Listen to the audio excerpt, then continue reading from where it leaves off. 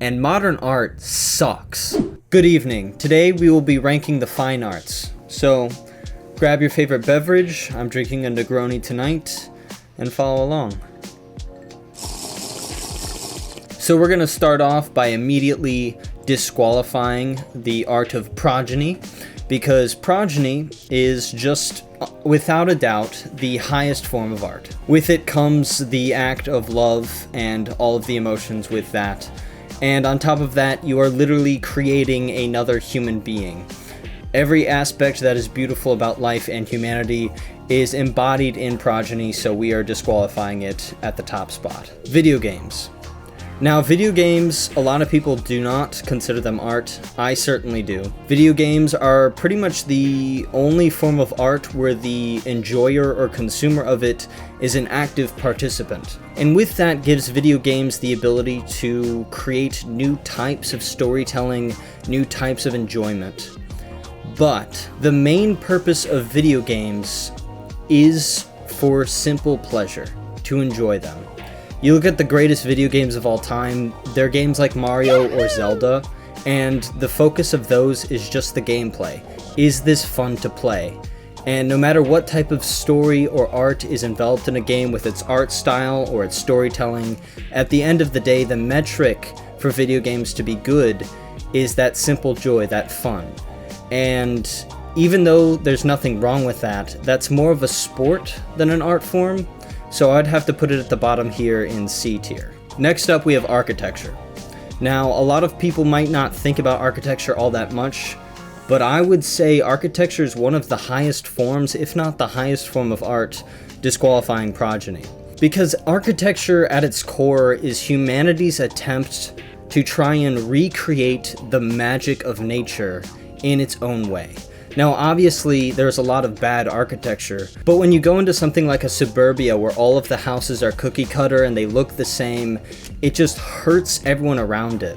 Meanwhile, when you have architecture that is truly breathtaking, it speaks to that idea of God. It really does. And I think the evidence of that is the fact that over 500 million people travel to Europe every year to see landmarks of architectural wonder.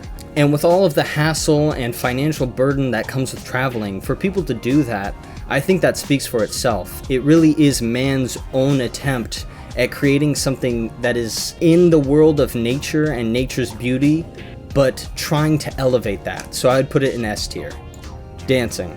Now, dancing can be beautiful, but dancing is very limited in its art form, and very few people have the ability to truly appreciate it. I can appreciate dance, but unfortunately the limitations of dance are just too great to really rank it that high, even though it's good. I don't mean to disparage dance as an art form, but when you rank it among the other arts, I'd put it down here in C tier. The culinary arts. Food is divine. I mean, all of us love food. And in order to describe food's beauty, I'll let this clip from the film The Menu really speak for it, because I don't think I can say it better. So what is it with this food thing? I don't know, it's like, you know how people idolize, athletes and musicians and painters and stuff?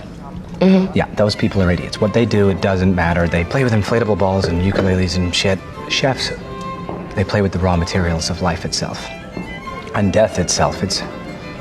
I've watched every fucking episode of Chef's Table 2 or 3 times. I've watched Slow 20 times. I've watched him explain the exact moment the green strawberry is perfectly unripe. I've watched him plate a raw scallop during its last dying contraction. A muscle, it's art on the edge of the abyss, which is where God works too. It's the same. That was beautifully put, Tyler. The amount of fiery passion it takes for a chef to truly create something great, I mean, you can really appreciate that. That being said, food is necessary to life, which makes it sound like a pro, but all too often we are eating our food rather than tasting it, if that makes any sense. It's more of a necessity than a true enjoyment. So for it being an art as high as it is, I would have to leave it at A tier. Fashion. Now, a lot of people don't typically think of fashion as an art form, especially high fashion looking like this. A lot of high fashion has devolved into making a statement instead of simply looking aesthetically pleasing. But I will say this about fashion, and I'm going to go on to a little bit of a tangent here. I kind of fundamentally disagree with the idea of tattoos. Now, hear me out here. The reason I disagree with tattoos is because it treats the human body like a canvas where the tattoos are the art. And I disagree. I think that the human body itself is the art piece. And with fashion, what it is able to do is frame that art. It's able to frame the human body. And when you see someone well dressed, like architecture, it speaks to that idea of God. It elevates the humanity of that person. And on top of that, there is no better art form for self-expression than fashion. You take a look at someone and the clothes they're wearing, for the most part, you can immediately tell the type of person they are. And so for those reasons, I would have to put it up here in S tier. Film. Another banger fine art. A lot of people say that film is the best art form, or used to say it's the best art form, because it combines all other forms of art. You've got music, you've got the visuals, you've got acting performances like you have in theater, and it creates it into one thing. And while I kind of disagree with that interpretation of it being the best art form, I will say that it is a high piece of art, because when a good film takes you on a journey, it really does capture you. I think out of all of the forms of art, film has brought me to tears the most. The amount of collaboration and work that goes into creating a truly good film, it's unprecedented. It's no wonder that Hollywood has taken over American and, for the most part, world culture through the art of film. So for that reason, I would put it up at S tier. Theater. As far as theater goes, this is definitely the one I have the least experience in consuming, and I don't want to be that guy that hates something because it's old or outdated, because I can appreciate things that are older and what they're trying to do at the time, as long as it's emotionally charged. However, I think theater just suffers from the fact that film and television are simply able to do more with storytelling and that format than theater is. And again, I don't want to say it's bad because it's outdated, but I think the evolution of this art form naturally comes in the form of film. So, unfortunately, I will put it in C tier. Literature. Literature is an interesting case because it's the art form with the least amount of filters between the author and the consumer of that art.